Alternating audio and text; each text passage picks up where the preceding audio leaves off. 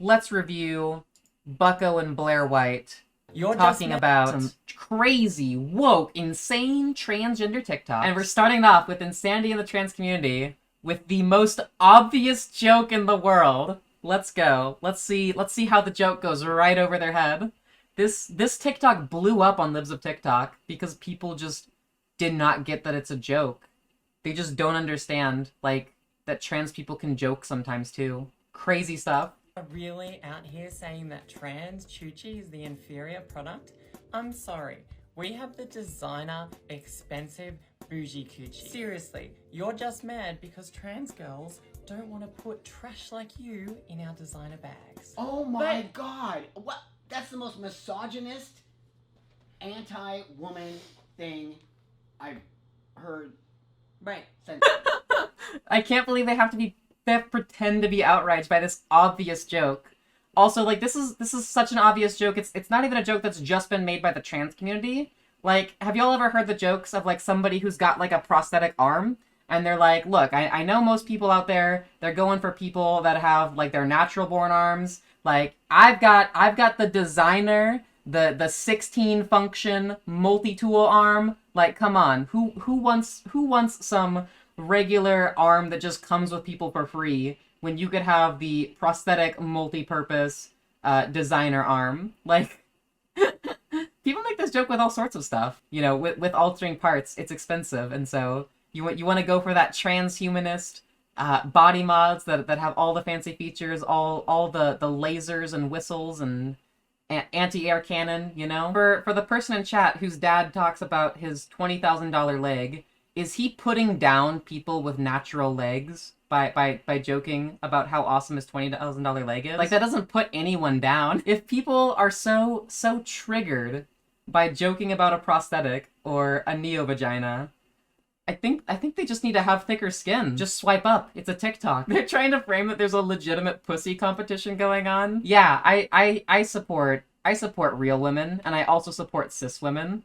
Like, people make this joke where what they're doing is they're just, like, reframing trans as the default or trans as superior as a play on transphobia. Obviously, they're being intentionally obtuse, but people in their audience are legitimately just not gonna get the joke. Is it really superior? I don't think so. I would never be caught up with pink hair now because I feel like people would think I'm a communist. I just got hate crimes and I'm real. Oh yeah, and for chat, ACAB stands for assigned cop at birth. Unfortunate. That gender is not approved by Naomi. That gender is hashtag invalid. You cannot be assigned cop at birth. Really excited about it.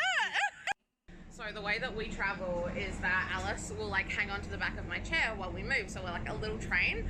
And someone fully like saw us going past and yelled out from his car, and we were like, yeah, like it's never happened like that before. So blatant, and like we're both just really chuffed that it's finally happened. This is the new trans that getting hate crime is something to celebrate and TikTok and whatever and get clout from. Thank you. Oh It's my God. disrespectful. I just don't think they understand at all. She's so excited because it justifies her entire ideology. That's right. Her ideology is built around victimhood. What? Her heart of hearts of hearts that she's incredibly privileged to live where she lives. Okay, Bucko, we know you just want to say the slurs. Trans women can breastfeed, and this is great news because I always wanted to breastfeed, but I thought like my dry tits would give the kid an eating disorder. Kid just grows up and he's chronically sucking down the nozzles at Yogurtland, and I just have to be— They're still not getting jokes. Sorry, that one's my bad. Also, you might not know this about trans women. Our tits are really far apart. And I would have fun with that. I would just have a baby on each tit in the middle of a door jam and be like, look at her go. She can breastfeed 2 babies in 2 different rooms. Oh yeah, someone's giving you a baby. Oh my God, that is actually child abuse, and that is. Wait, so a trans girl who's a comedian makes a joke about breastfeeding, and that's literal child abuse? Okay, it was also a pretty decent joke. I mean, it is true that for trans women, they often have breasts that are farther apart. There's 2 reasons for that. The first reason is that if you went through like a male puberty, you'll often have like a wider rib cage, which can make it so that when your breasts grow, they grow farther apart. And the other reason is that if you don't go on progesterone, your breasts develop more in a cone shape than like a rounded shape. You need to go on progesterone to fully round out your breasts from being like cone shaped to being like spherical shaped. Spherical. Yeah, I guess making a joke about I have wide tits, therefore I can breastfeed two babies in different rooms. is child abuse. If there was a cis girl that had saggy tits, would they call that child abuse to make that same joke? Actually, sick, weird, twisted shit. This is why people don't like us. Why are And you they think- This is why people don't like us. We make jokes about breastfeeding. Oh no. fantasizing about breastfeeding? That's predatory behavior. Oh, she's gonna say that trans people can't breastfeed? Oh, let's hear it, because the medical literature says otherwise. When you're on hormones for long enough, as a trans woman, if you're consistent with it, you can secrete milk in Yeah. the sense that fluid can come out and it Yeah. resembles breast milk. However, Okay, so she's talking about, I think it's called colostrum. Colostrum is not the same as breast milk, and colostrum is not the same as breastfeeding. This person's not talking about producing colostrum. all those like borderline magical, enzymes and immune properties That's and all of the verbiage that exists that I'm not coming to my mind right now. Yeah. That is, making it so this new life can be healthy and exist in the world without like getting a cold and Colostrum, thank you. dying. All those beautiful properties that women create while they're pregnant. Yep. We don't have those. Nope. Now Blaire's saying that a trans woman would not be able to produce all of the enzymes which are in breast milk. That's completely false. So there's a couple mechanisms involved. The first mechanism is having mammary glands, which all bodies, at least typically, have. Whether you're born male or female or intersex, you will have mammary glands usually. The other thing is the development of like breast ducts, of milk ducts. There is no biological anatomical difference between the breasts of a trans woman versus a cis woman. It's just literally just sick. lying. They're It's sick. sick. It actually looks insane. I mean, Blaire White lied about her political compass test, where she faked the results of her political compass test to make it appear more right-leaning than it actually was. Blaire White is not a genuine, honest person. Like, lying is destructive to trans people. Boom. Peer-reviewed study which disproves what Blaire's saying. And so as much as people want to say that I'm always degrading trans people, no, You're I not. actually think that if you can be who you are as a trans person, own it, That's right. stand in that, there's so much power in that. How did we get here? How did we get here? Acceptance of LGBTQ people is down more than ever. Blaire and Buck, they're the ones who prop up transphobic rhetoric. They're the ones who make their entire channels and their entire online presence about attacking trans people these days. True. Yeah, no, literally, the medical research shows that puberty blockers help trans people, help trans youth. If you want to deny a trans youth medical care when doctors and therapists have established that this is going to be helpful for them, that's transphobic. Why is Buck doing the...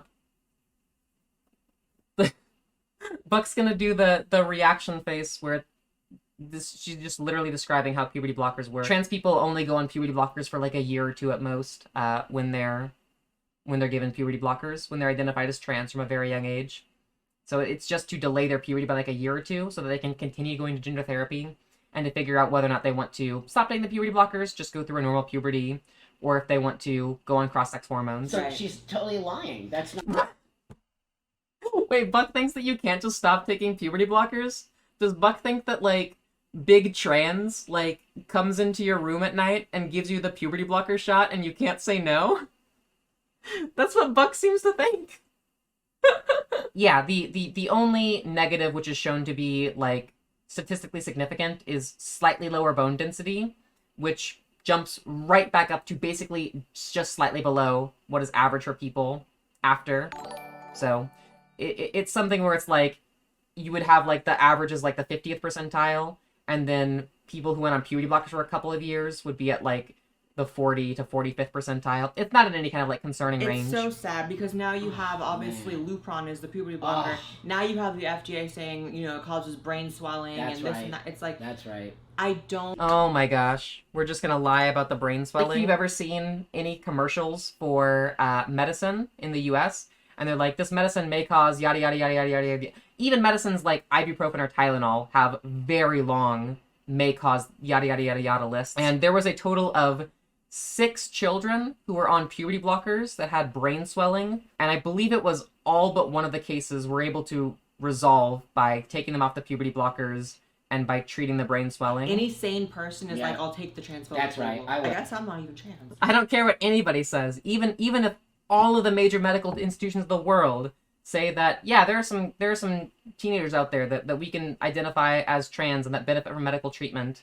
Also, it's so crazy that Blaire is going to fearmonger about brain swelling. This was like a 1 out of 5,000 case that we don't even know if it's caused by the puberty blocker. The mental health outcomes of trans people tend to be better the earlier they're able to transition.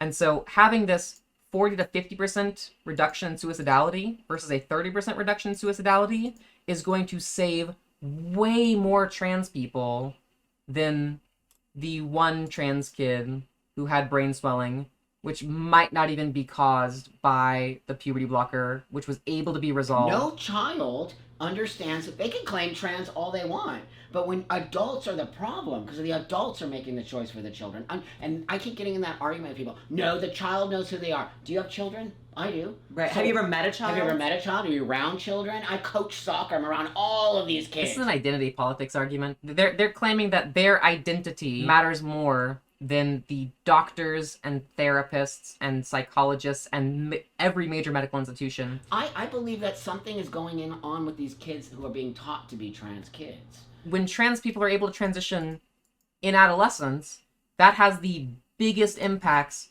on their mental health, the strongest improvements on their mental health. This is demonstrated in the peer-reviewed research. Exactly. Yeah. She's sweet. I've met her many times. She's a sweetheart. Aw. She's a really nice person, but she got duped. Wait, they're saying that Jazz Jennings got duped? Blaire White literally said that she knew she was trans at age 5, yet apparently Jazz got duped? A person will never have sex, never have orgasms, What? How do you know that, bucko? never even understand what that means. It's healthy to have orgasms. It's an important part of growing as an adult, understanding your body.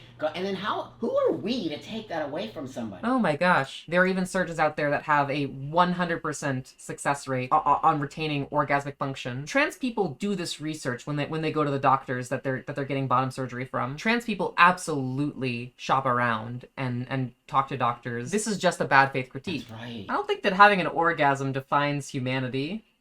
That's kind of gross. That people will be like, well, why do you care about kids' orgasming? Oh It's my like, God. There's a problem when you have to have consent explained to you. Blaire, you were the one that didn't understand consent for its pronouns. Yep. There's a lot I of parents agree. who genuinely are emotionally agree. blackmailed into Yep. doing this to their kids. Duped by following medical guidelines. We're so duped. We took our kid to a doctor, and our doctor said that, yeah, your kid is trans and would benefit from this treatment. Oh, so duped. So duped. When it's those parents that have the colored hair and the trans flag everywhere.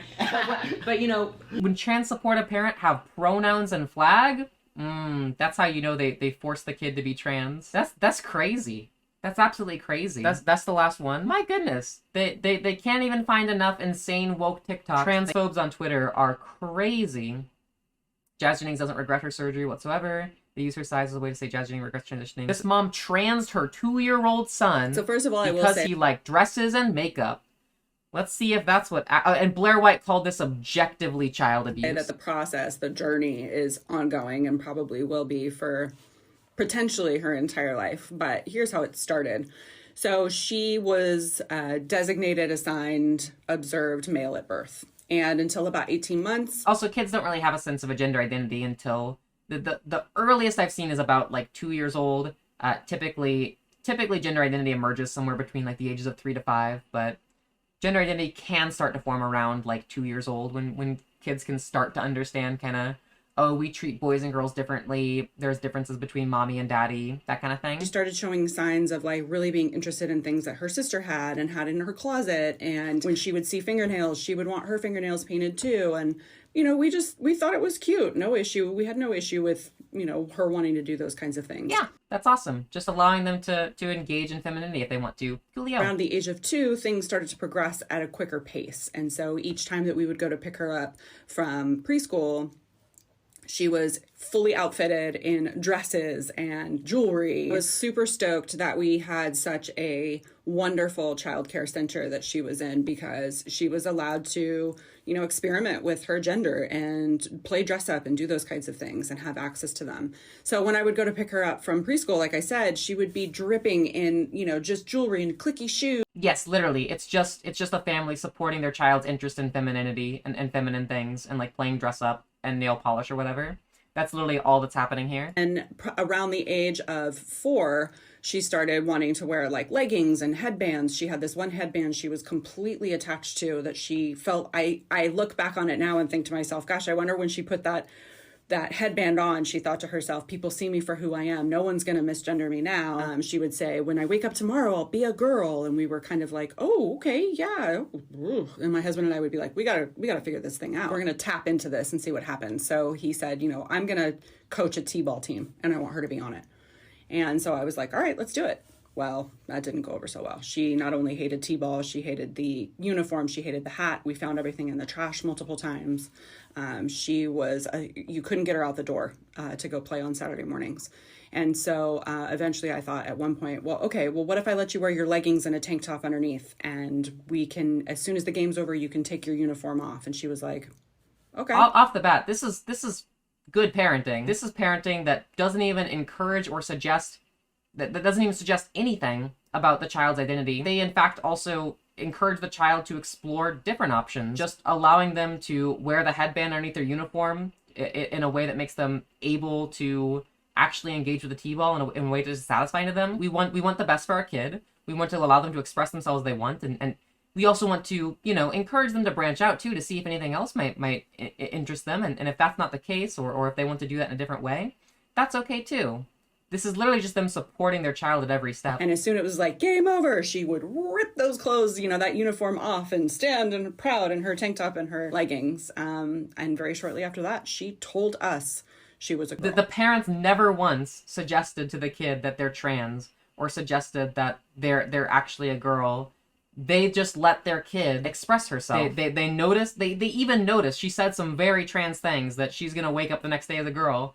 And they were like, oh, okay, that's interesting. When the kid told them that they're a girl, that they're trans, they accepted her. Blaire White thinks that this is objectively child abuse. Literally the opposite. Oh my gosh. Comments are insane on this one. Seems pretty clear that for a certain segment of upper income white progressives, having a trans child is a status symbol. This wasn't even like performatively like pro-trans or anything. This was just, hey, this is my experience with my kid. This woman will have the fame she desires in a decade when her son holds her accountable. Like, these people are just horrible. This lady is a sick person with 7,000 likes. How is that a sick person by any means, by any metric? It is legitimately insane how extreme the libs of TikTok brain rot is. To the anti-trans crowd, you can have a trans child, by their own volition, states, I am transgender, without the parents suggesting that in any way, and they'll still say that they were groomed into it. Literal insanity.